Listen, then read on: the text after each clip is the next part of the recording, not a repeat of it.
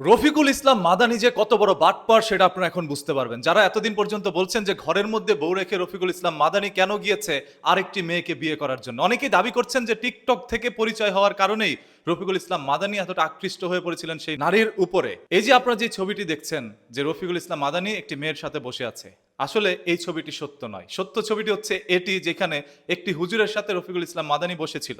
সেই ছবিটিকে পরিবর্তন করে আর্টিফিশিয়াল ইন্টেলিজেন্স দ্বারা, মানে এআই দ্বারা, সেখানে একজন নারীকে বসানো হয়, কারণ রফিকুল ইসলাম মাদানী হুজুরের চরিত্র হরণ করতে হবে, এই জন্যে এই ধরনের কাজগুলো করছে।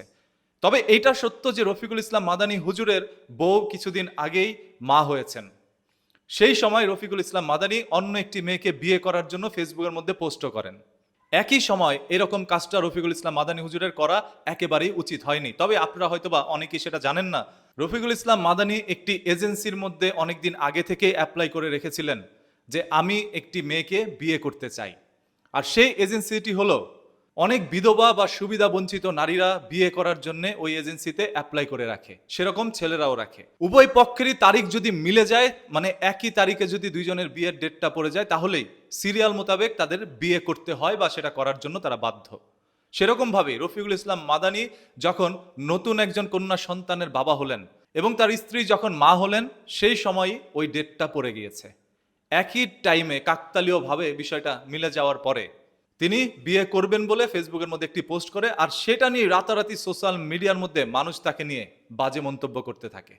যেরকম একটি পোস্ট নিয়ে আমি সকালেও একটি ভিডিও বানিয়েছিলাম। এর পরবর্তীতে রফিকুল ইসলাম মাদানী হুজুর তার ভেরিফাইড ফেসবুক পেজের মধ্যে একটি পোস্ট করে জানায়, আমি একটি এজেন্সির সাথে অনেকদিন আগে থেকেই কথা বলে রেখেছিলাম এবং সেই এজেন্সি থেকে ডেটটা পড়েছে ওই দিনই যেদিন আমার কন্যা সন্তান হয়েছে।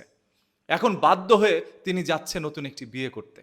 দেখেন, হুজুররা যেহেতু করেছে সেহেতু এটা নিয়ে প্রচার প্রকাশ হবেই, কারণ হুজুরদের ইজ্জত ডুবানোর জন্যই কিছু সংখ্যক মানুষ সোশ্যাল মিডিয়ার মধ্যে বসে থাকে।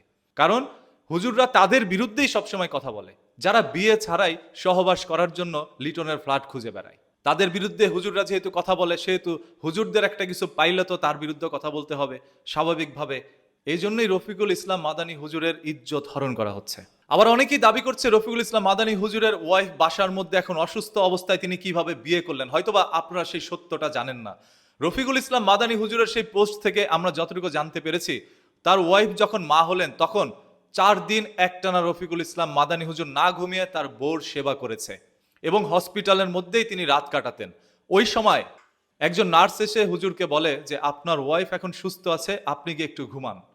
তখন তিনি ঘুমাতে গিয়েছেন।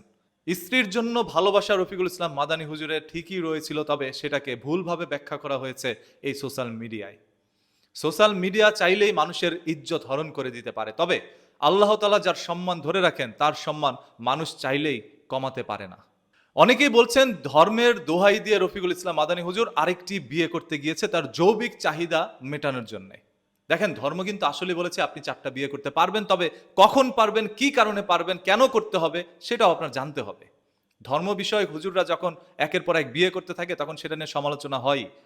ইসলাম বলেছে কোনো বিধবা নারী বা সুবিধা বঞ্চিত নারী, যারা এই সমাজের মধ্যে সবসময় ঘৃণিত নারী হিসাবে আখ্যায়িত হয়ে থাকে, সেই সকল নারীগুলোকে আপনারা বিয়ে করবেন যদি আপনার সেই নারীকে চালানোর মতো সামর্থ্য থাকে। আবার এও বলা হয়েছে পৃথিবীতে ছেলের চাইতে নারীদের সংখ্যা বেশি, এই জন্য একজন পুরুষের 2-3টি নারীর দায়িত্ব নিতে হয়। সেইখান থেকে আপনি একটি বিয়ে করতে পারেন। তবে আপনার স্ত্রীকে আপনার ভালো লাগছে না, এই জন্য আপনি নতুন খুঁজে যাচ্ছেন, এটা ধর্ম আপনাকে বলে নাই। দেখেন, যারা যারা পতিতালয়ের মধ্যে যাচ্ছেন এবং যারা আপনার গার্লফ্রেন্ডকে নিয়ে ঘরের মধ্যে ঢুকে সহবাস করছেন বিয়ে ছাড়াই, তারা আজ হুজুরের বিরুদ্ধে লেগে পড়েছেন। হুজুর তো একটি জায়েজ কাজ করছে, আর আপনারা যেটা করছেন সেটা সম্পূর্ণ নাজায়েজ। তাই নাজায়েজ কাজের সাথে জড়িত থেকে হুজুর শাস্তে আইসেন না কমেন্ট বক্সের মধ্যে।